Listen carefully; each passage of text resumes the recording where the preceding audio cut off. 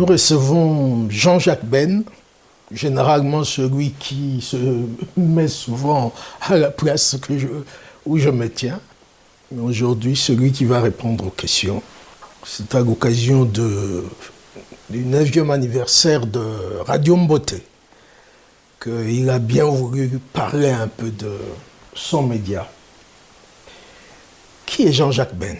Baudouin Mbawechi, merci déjà de m'accueillir sur Congo Indépendant, le média pour lequel nous collaborons évidemment. Qui est Jean-Jacques Ben? C'est très simple. Jean-Jacques Ben est un enfant né d'un couple mixte, un papa belge, donc blanc, et qui est plutôt le Congolais, donc celui qui vit au Congo, qui a vécu au Congo, né et enterré au Congo, et d'une maman congolaise qui, elle, depuis 50 ans, vit ici en Belgique. D'où le nom Bidoya. Voilà, d'où mon nom Bidoya, qui m'a été octroyé bien plus tard, évidemment, par mon grand-père.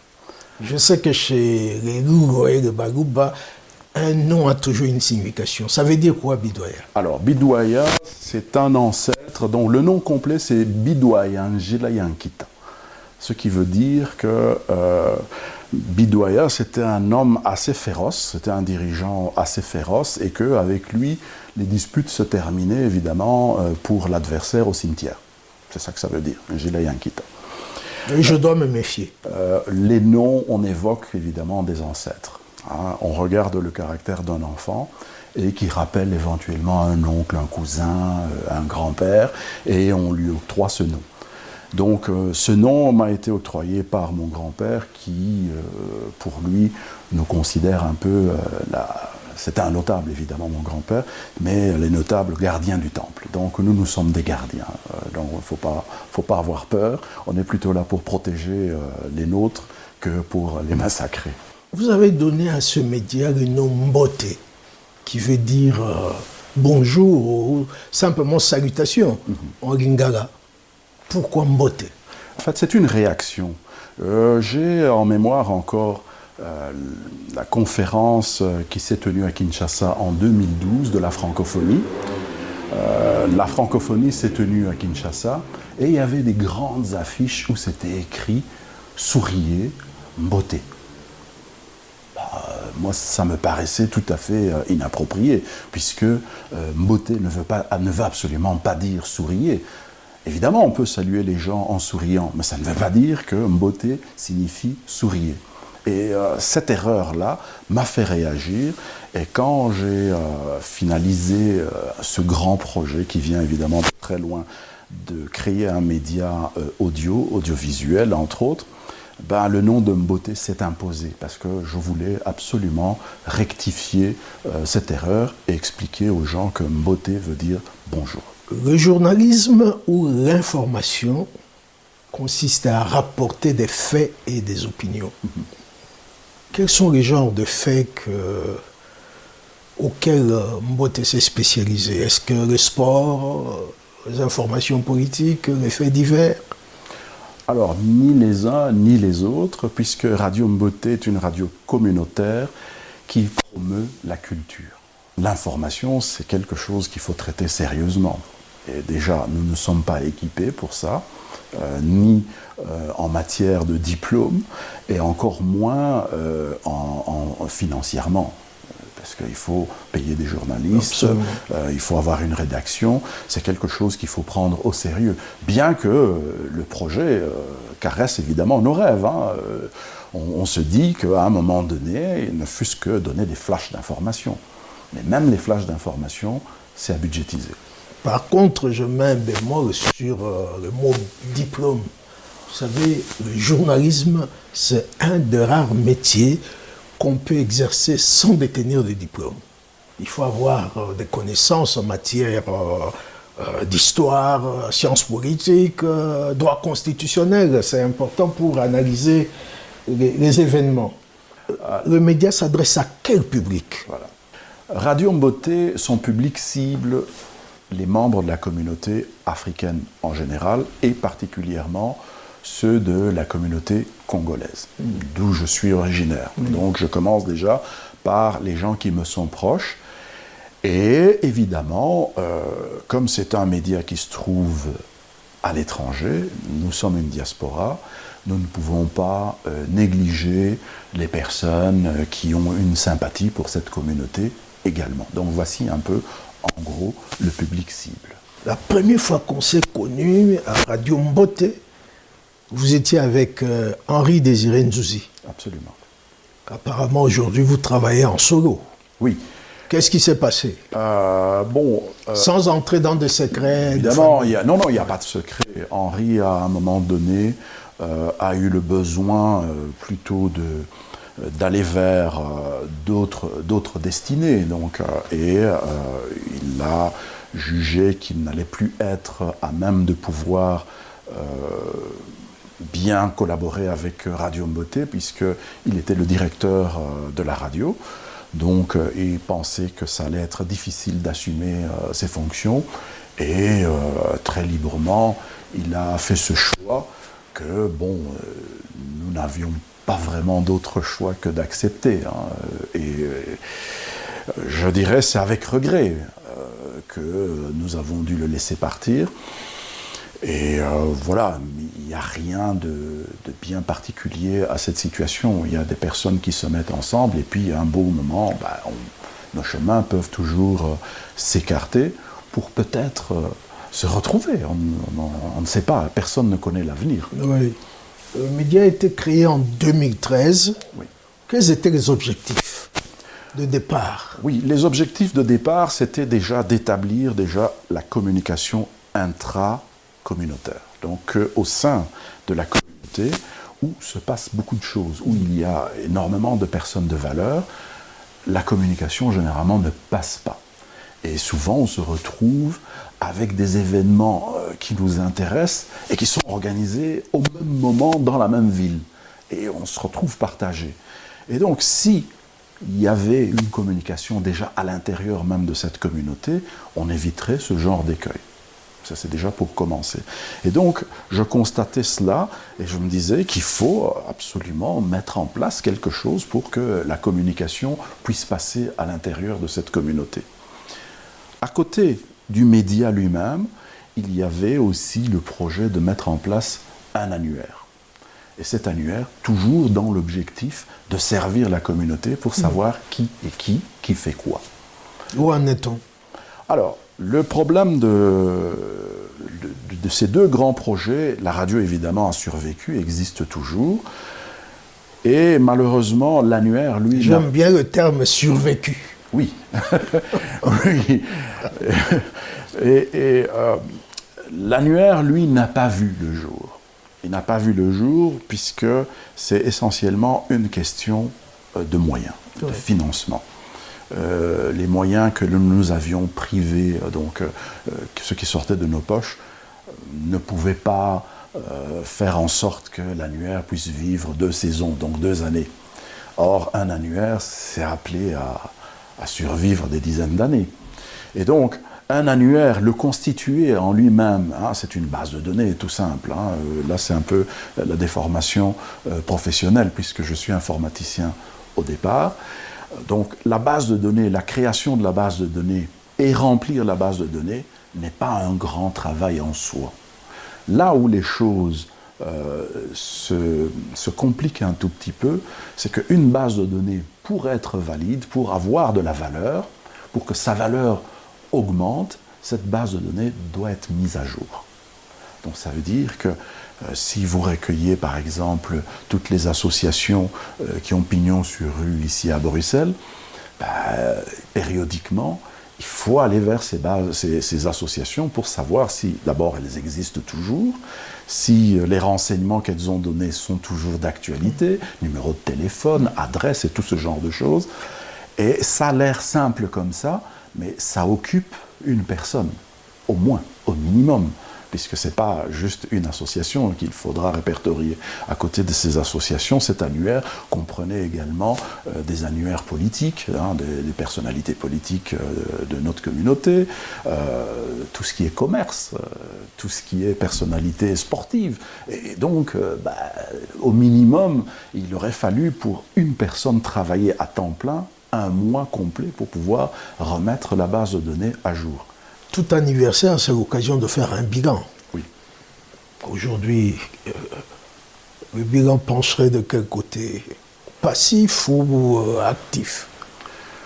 Je dirais que c'est maintenu entre les deux. Donc la balance est toujours entre le passif et l'actif. Ça se maintient, ce qui nous permet, malgré que j'ai précisé qu'on était un média communautaire, donc nos revenus ne sont pas basés sur de la publicité, puisque nous ne sommes pas un média commercial, donc on n'y a même pas droit, on ne peut pas faire de la publicité. Et il y a quelques personnalités qui contribuent au bon fonctionnement de cette radio, et d'ailleurs je profite de cette antenne pour les en remercier. Je ne les citerai pas tous, je ne les citerai pas du tout, mais ils se reconnaîtront. Non, ils se reconnaîtront. Il n'y a aucun problème, peut-être ça va encourager d'autres. Oui, mais ils se reconnaîtront parce que la plupart d'entre eux ont émis cette clause de ne pas divulguer leur... C'est tout à leur honneur. Voilà, ce sont des individus, des personnes de mon entourage, des personnes parfois même que je ne connaissais pas du tout et qui trouvaient que ce qu'on faisait en valait la peine et nous ont encouragés dans ce sens. Mais la grande partie évidemment du financement vient de nos poches. Donc ça fait que, on est un peu... la balance, elle est entre les deux. Et ça nous permet, bon an, mal an, de continuer à survivre.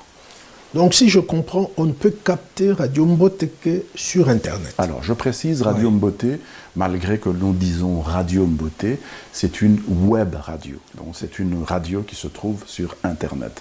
Donc il faut à tout prix obtenir une connexion Internet pour pouvoir écouter Radio Mbote. On peut rappeler l'adresse. Alors l'adresse, c'est www.mbote, Mbote c'est MBOTE.be. Il y a cette adresse-là, mais il y a aussi l'ancienne adresse des débuts qui est www.mbote.info. Donc les deux adresses vous mènent au même site. Si on jette un regard sur l'avenir, quels sont les projets? Alors évidemment, les projets, ils sont multiples, mais un des projets qui me tient à cœur actuellement, donc au moment où nous parlons, à l'occasion du 9e anniversaire de la radio, qui a vu le jour, je le rappelle, le 30 juin 2013. 30 juin, c'est délibéré, c'est le jour de l'indépendance de la République démocratique du Congo. Le projet qui me tient le plus à cœur, c'est la transmission, léguer. Que cette radio, ce bébé que nous avons qui a vu le jour il y a 9 ans, ne disparaisse pas si, pour une raison ou pour une autre, que je ne serai plus là. Que cette radio me survive. Voilà, c'est ça le grand projet. Et je suis en pleine négociation avec des nouvelles têtes, des jeunes dames, des jeunes garçons qui ont moins de 30 ans et qui sont séduits par le projet et qui ambitionnent évidemment de reprendre le flambeau. Ça, c'est pour moi le tout grand projet qui permettra alors à ce moment-là, avec du sang neuf qui serait venu, de pouvoir évidemment toucher tous les jeunes de leur âge, qui sont finalement, la jeunesse, c'est l'avenir de toute une nation. Donc essayons d'intéresser les jeunes qui reprendraient le flambeau. Donc ça, c'est le gros projet de Radio Mbote. Oui, je sais que Radio Mbote, c'est essentiellement de la musique. Oui. Mais nous sommes sur la terre des hommes. Vous suivez quand même la situation politique dans votre pays. Oui. Qu'est-ce que vous pouvez dire? Il y a des gens qui posent la question, Toko Miwapi, où en sommes-nous? Où allons-nous? Qu'est-ce que Jean-Jacques Ben Bidoya pourrait dire? Alors, à ce niveau... Faut-il être optimiste ou... Je suis particulièrement, parce que je suis un peu privilégié, dans le cadre de mes fonctions et de ma collaboration avec Congo Indépendant. Donc je suis privilégié d'être informé pratiquement dans les secondes, à peine que le rédacteur en chef en face de moi publie un article, que tout de suite je suis déjà au courant et que je me fais le plaisir de dévorer l'article. Donc à ce niveau-là, je suis en tout cas, bon, est-ce que c'est pas un peu biaisé? Est-ce qu'on ne devrait pas être plus pluraliste et aller puiser des sources à gauche, à droite? Je dis oui, il faudrait le faire, mais encore faut-il avoir le temps de pouvoir le faire. Or, le temps, c'est de l'or. Déjà, m'occuper en étant webmaster de Congo Indépendant, j'accède à l'information que Congo Indépendant publie. Pour moi, c'est de l'information de qualité. Et je suis au courant de ce qui se passe au pays. Alors, quelle est mon opinion? Oui, je peux toujours donner mon opinion. Je pense que je suis de nature... Peut-être pour vous aider, chaque jour, il y a une polémique. Chaque jour, il y a un scandale. Je crois que vous êtes au courant de tout. Pasteur machin qui a fait ceci, telle dame influenceuse qui a fait cela, la famille d'un homme politique qui a fait telle bêtise. C'est pas fatigant. C'est fatigant, mais moi je reviens à ce que j'allais dire, je suis un optimiste né. Donc peu importe la situation, je cherche toujours le petit point le petit coin de soleil, malgré qu'on est dans la pénombre totale. Il faut essayer de trouver la petite lumière qui va nous guider vers une sortie et se retrouver en plein soleil. Donc je pense que l'avenir du Congo est un avenir grand, comme disait le célèbre Lumumba. Donc c'est un avenir dont il ne faut pas désespérer. Et tout ce qui se fait, toutes ces polémiques, ces sextapes, les pasteurs et tout ce genre de choses, j'ai la nette impression que c'est juste des moyens pour endormir ce géant. On a peur que ce géant se réveille un jour et prenne sa place. Fanon le disait bien, l'Afrique a la forme d'un revolver dont la gâchette se trouve au Congo. Donc le jour où le Congo se réveille, il est clair que c'est toute l'Afrique qui va se mettre debout. Et donc pour pouvoir distraire les gens, il y a toutes ces sextapes et ce n'est pas ce n'est pas une spécialité uniquement congolaise dans le monde. On voit bien que des sextapes, il y en a aux États-Unis, en Chine et où que sais-je encore, sans que ça ne fasse d'ombre au développement de ces pays. Donc nous devons faire la part des choses entre tout ce qui est distraction et des projets sérieux qui pourraient amener au développement de ce géant. Quand vous dites ça, vous me faites penser à un philosophe allemand, Nietzsche, qui a dit « Quand je me regarde, je me désole. Quand je me compare, je me console. » On se console comme on peut. Est-ce que nous n'avons pas trop tendance à dire il n'y a pas que chez moi que ça ne va pas, chez les voisins aussi Bon, je disais ça pour dire, pour essayer de nuancer, qu'on ne s'autoflagelle pas, qu'on ne se considère pas comme les pires du monde. Non, ça se passe partout, mais surtout qu'on jette un regard évidemment chez les autres, pas seulement pour dire que eux le font, mais comment eux arrivent à surmonter ce genre de distraction et avancent finalement. Comment ils font? Je pense que le modèle, il ne faut pas réinventer l'eau chaude. L'eau chaude existe, il faut l'utiliser. Si les uns, malgré tous les scandales qu'il peut y avoir à gauche et à droite, arrivent malgré tout à surmonter et à avancer, pourquoi nous, on n'y arriverait pas? Pourquoi nous nous complaisons toujours à rester dans ces scandales? Et puis, il y a une phrase que j'aime bien et qui me tient souvent à cœur, c'est que le linge sale se lave en famille. Il serait temps pour que les Congolais apprennent aussi à ne pas se critiquer sur la voie publique en permanence. Le premier ennemi du Congolais, c'est le Congolais lui-même. Ça, c'est pas normal. Il y a une question qui me brûle les lèvres, mais je crois que c'est un peu touché, émouvoir les âmes sensibles. Actuellement, on assiste à cette espèce de conflit entre les Luba Kasaï et les natifs du Katanga. Moi, je n'aime pas dire Katangais ou Kasaïens. Ce sont des natifs du Kasaï et les natifs du Katanga, même si au Kasaï, il y a d'autres ethnies. mais les Louba sont majoritaires. Il y a ce député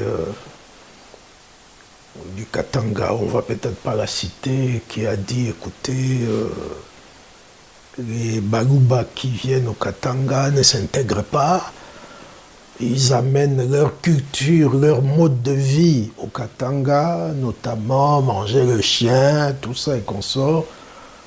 Elle a même prétendu que les Baluba égorgeaient les chiens sur la place publique et ça choque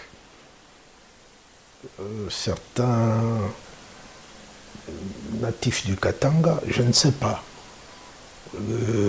Louba, Kassaïen, que vous êtes, est-ce que vous pouvez dire quelque chose là? Oui, évidemment, que j'ai une opinion, étant donné que, bon, cette origine kassaïenne, c'est dû à ma naissance, en grande partie. Mais pour le reste de ma jeunesse, je l'ai passé à Kolwezi, donc j'étais au Katanga. Donc je suis plus katangais que kassaïen, si on peut dire. Mais ceci étant, je tiens quand même à rappeler que tous les Congolais, où qu'ils puissent aller au Congo, ils sont chez eux. C'est dans la Constitution d'ailleurs. Voilà, donc rien que ce point-là, je ne peux pas comprendre que des Congolais puissent s'en prendre à d'autres Congolais, juste parce qu'ils sont originaires d'une autre province et qu'ils viennent s'installer au Congo où ils sont chez eux, partout au Congo. Donc je crois qu'à un moment donné, il faudrait que le peuple se réveille et qu'on sorte dans des distractions du genre de cette députée, princesse de son État, j'imagine, qui aurait dit des choses qui paraissent peut-être vraisemblables pour certains, mais qui, pour moi, ne constituent qu'une distraction. Pour autant que je me souvienne de quelques notions, on dit que la cohésion vient de au moins deux facteurs. Premier facteur, la proximité géographique. D'ailleurs, on voit ici en Belgique, on entend des Congolais, Bana et Barumbo, Bana et Kasavubu, qui se sont réunis. Et quand vous allez là-bas, vous trouvez toutes les tribus. Donc, il y a une cohésion qui s'est créée du fait de la proximité géographique. Et puis, l'autre élément de la cohésion, c'est la solidarité. Et cette solidarité est essentiellement économique. Est-ce que nous n'avons pas un problème au niveau de la solidarité économique pour que certains puissent dire « ici c'est chez moi, ne venez pas ». Cet élément de solidarité, apparemment, c'est lézardé, là. 62 ans après l'indépendance. 62 ans après l'indépendance, ma considération à moi, mon point sur lequel je vais appuyer du doigt, c'est plutôt une crise de leadership. Parce que tout ce qui se dit, l'économie, que ça soit, peu importe les domaines, si le leadership ne s'imprègne pas des réalités du pays pour donner un tempo, bah, malheureusement, voilà, tout le monde récupère un peu ça, qui de l'économie, qui de son petit égoïsme dans son petit coin parce qu'il a découvert une mine de quelque chose ou d'une autre. D'ailleurs, si j'ai bien bonne mémoire, à un moment donné, le Grand Kasaï dans son ensemble était considéré comme zone minière qui n'était pas permise aux étrangers. Absolument. À l'époque de Mobutu, d'ailleurs, voilà, c'était interdit. C'était l'époque de Mobutu, c'était interdit aux étrangers, c'était une zone minière. Et ce qui est ridicule et qu'il faut rappeler aux gens, le Congo dans son ensemble est une zone minière. Donc toutes les richesses qui se trouvent au Kasaï se trouvent partout ailleurs au Congo. Donc je dis, voilà, pour moi, l'économie aurait pu être résolue, les problèmes économiques peuvent être résolus très simplement si nous avons des leaders qui en sont conscients. Mais aujourd'hui, le chef de l'État, Félix Tshisekedi, a fait organiser une rencontre entre les leaders, chefs traditionnels, monde socio-culturel à Lubumbashi. Mais est-ce que ce simple dialogue suffirait à colmater les brèches? Oui, déjà, il faut saluer ce que le chef de l'État met en place. hein, ça a le mérite d'exister déjà. Le dialogue, je pense que c'est la base de tout, même lorsque certains ont rayé de la carte des villes entières en larguant des bombes atomiques, la paix n'a pu se faire qu'en dialoguant. Il a fallu que les Japonais et les Américains se mettent autour d'une table pour dialoguer. Donc, je crois que ça, c'est primordial. C'est l'une des premières choses à faire. On n'a pas le choix. On doit dialoguer. Ça, c'est comment je veux dire, c'est immanquable. Mais à côté de ça, non seulement le volontarisme, comme vous l'avez cité, mais je suis persuadé que le leadership doit pouvoir faire rêver les gens. Il faut un projet. Pas seulement pour le Kasaï, mais pour le Congo dans son entièreté. Il y a eu ce fameux découpage du territoire, quand on se retrouve avec des provinces qui n'avaient même pas des bâtiments où installer leur administration, c'est terrible. Oui, c'était précipité. Voilà, c'est terrible. Donc on se rend compte que il faut des projets pour faire rêver les gens. Si aujourd'hui on voit la Chine qui se lève et qui marche d'un seul homme, derrière il y a des projets comme la route de la soie. Je ne sais pas si vous vous êtes déjà renseigné sur la route de la soie. Vous voyez, voilà, il faut des grands projets pour faire rêver les gens, pour les amener à collaborer ensemble. Un projet comme un chemin de fer entre la ville de Mwanda, à l'est, tout à fait à l'ouest du pays, sur l'océan Atlantique, qui relierait Mwanda jusqu'à une ville comme Lubumbashi. Vous vous doutez bien que derrière ce projet d'une infrastructure de communication, il y a toutes des provinces qui vont se retrouver à devoir collaborer parce qu'ils n'ont pas le choix. Rappelons que le Katanga, entre autres, le Grand Katanga, le Grand Kasaï, le Grand Bandundu, ce sont des provinces enclavées. Jean-Jacques a une occupation professionnelle. Il est webmaster de Congo Indépendant. Il doit diriger sa radio, Mbote. Est-ce qu'il n'y a pas risque, comme on dit le proverbe, qui trop embrasse mal étreint? Effectivement. C'est pour ça qu'on parle de gestion, de mettre en place des programmes, de savoir à quel moment on peut faire telle chose ou telle autre, à savoir quand on s'engage jusqu'où on est capable de faire certaines choses. Et voilà, par exemple, pourquoi je dis je ne suis pas journaliste, non seulement par rapport au diplôme, mais aussi par le temps. Parce qu'il faut se renseigner. Voici pourquoi, par exemple, Radio Mbote n'a pas une cellule d'information. Parce qu'il faut avoir le temps de pouvoir le faire. Il faut avoir les associés appropriés pour ça. Et donc tout ça fait que, malheureusement, pour chaque être humain, on a 24 heures dans une journée. Pas une seconde de plus. Et dans ces 24 heures de la journée, il faut les occupations professionnelles d'une part, il faut voir qu'est-ce que l'on met pour la radio, il faut voir qu'est-ce qu'on met pour les collaborations innombrables que personnellement j'ai avec... En tant qu'informaticien. Voilà, en tant qu'informaticien. Et la radio elle-même aussi. Nous avons des partenariats. J'ai omis un peu de les citer, mais nous avons d'innombrables partenaires parce que nous voulons être un carrefour. Nous voulons mettre les gens, les uns, en contact avec les autres. On veut faire ce que les Canadiens appellent du réseautage. Parce qu'une communauté ne vit que sur un réseau. Donc, c'est bien de parler de la communauté, mais qu'est-ce que l'on fait pour que cette communauté, les gens se retrouvent les uns avec les autres? Et donc, on doit se partager dans cette... Pour moi, il y a toujours un seul objectif, finalement. Malgré toutes ces casquettes, l'objectif, il est d'animer cette communauté. Mais il y a un dernier point que nous n'avons pas évoqué, qui est très important. Votre collaboration avec Radio Okapi dans le cadre de l'émission Grand Témoin. Oui. C'est un document intéressant, les historiens et même les étudiants. Voilà, et là maintenant je vais peut-être prendre quelques minutes pour un peu spécifier les choses et expliquer que toutes les grandes choses qui peuvent se faire ont besoin de racines. On a besoin du regard historique, on a besoin de pouvoir, quand on veut se diriger vers un endroit, on doit savoir d'où on vient. Et j'ai eu une par le hasard des événements, j'ai pu rencontrer une des animatrices de l'émission Grand Témoin de Radio Okapi, qui s'appelle Kéline Kouté, que je salue.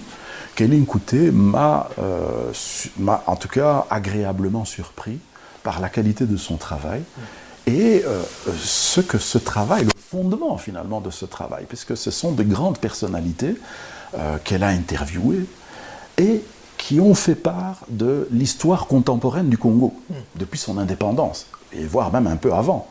Et ils témoignent. Je dis, c'est un témoignage de première main. Ce sont des personnes qui ont vécu les événements et qui les racontent. Est-ce que Radio Mboté pourrait collaborer avec Radio Okapi pour rediffuser ces témoignages? Et le directeur de Radio Okapi m'a donné son accord à partir du moment où on spécifie que ce sont des émissions de Radio Okapi rediffusées avec l'autorisation de Radio Okapi sur Radio Mboté. Il y a eu des collaborations, par exemple, une émission, nous en avons fait 6 numéros, c'est l'émission Black Woman Rock, avec Ivoire de Rosen. Il y a eu, toujours dans le cadre culturel, la collaboration que nous avons avec Clay Maungu. Oui, et nous avons fait le Clay Show. Le Clay Show, on a fait aussi 6 numéros. Et là, c'était très, très intéressant parce qu'il s'agit de l'histoire de la musique congolaise. Avec Congo Indépendant, nous avons eu également une collaboration qui a été celle que nous avons appelée Mosaïque. Dans le cadre des élections communales en Belgique, nous avons soutenu 15 candidats. Donc nous avons créé des vidéos explicatives de 2 minutes pour des genres de spots vidéo pour les candidats d'origine africaine qui se présentaient aux élections communales en Belgique. Voilà, ça c'est pour ce qui est des collaborations passées, mais actuellement, nous collaborons, Radio Mboté collabore avec Radio Okapi. Radio Mboté collabore avec l'association Bokutani. Je viens de signer un partenariat avec WAP. WAP, c'est World Art Production. Et nous avons soutenu le premier concert d'une artiste d'origine sénégalaise. Nous l'avons filmé. Tout ça est accessible sur notre page YouTube. Je n'ai pas parlé des émissions que Radio Mboté propose. Toujours dans le cadre de la culture. Nous avons, en plus de grands témoins de Radio Okapi que nous diffusons, nous avons Mikanda, qui est l'émission que nous proposons en collaboration avec Bokutani. Donc ça, ce sont les... Mikanda qui veut dire lettre. Oui, lettres ou bien livres. Oui. Voilà, c'est vraiment pour dire, appuyer sur le point de la littérature. Radio Mboté propose évidemment une émission musicale. Donc Planète Mboté, c'est l'émission qui est spécifiquement destinée, dédiée à la musique. Une émission qui est un peu, comment je veux dire, c'est l'émission où on fait parler le citoyen. Et cette émission s'appelle Makutano. Makutano, ça veut dire les rencontres. Je rencontre ces personnes et en 5 minutes, nous dit un peu qu'est-ce qu'elles font. En 5 minutes? Oui, en 5 minutes. Donc vraiment, c'est la personne qui parle, on ne m'entend même pas. Le journaliste qui pose des questions, on ne l'entend pas. On laisse la personne parler en 5 minutes, se présenter, dire ce qu'elle fait et qu'est-ce qu'elle ambitionne. Je salue ici mon ami Jacob Kamwanga, qui est échevin, un peu l'échevin à Jette, au niveau d'une commune. Un échevin, c'est un ministre. Est-ce que au niveau communal. Voilà, est-ce qu'on va lui accorder seulement 5 minutes pour pouvoir dire tout ce qu'il a à dire? Là, il me semblait que pour des personnalités connues et qui ont une certaine influence au niveau du pays, qu'il fallait peut-être élargir le format. On a créé une nouvelle émission basée sur ce que Makutano fait, mais qui s'appelle l'Isolo, dont la personne en face de moi a été aussi un de mes invités, puisque je considère qu'un rédacteur en chef d'un média aussi intéressant et important que Congo Indépendant, lui accorder juste 5 minutes pour dire tout ce qu'ils pouvaient dire, ce n'était pas suffisant. Donc ces gens-là qui ont des responsabilités, il faut leur accorder un peu plus de temps. D'où est venue la naissance de l'Isolo. Et l'Isolo, nous en sommes à 30 numéros. Donc voilà, c'est un peu là où je voulais dire que malgré que Radio Mbote c'est 24 heures sur 24 de la musique, mais cette musique est de temps en temps interrompue par des émissions. Je crois qu'on a fait le tour. On a fait le tour. Bon vent. Merci. À Radio Mbote. Merci Ambawechi.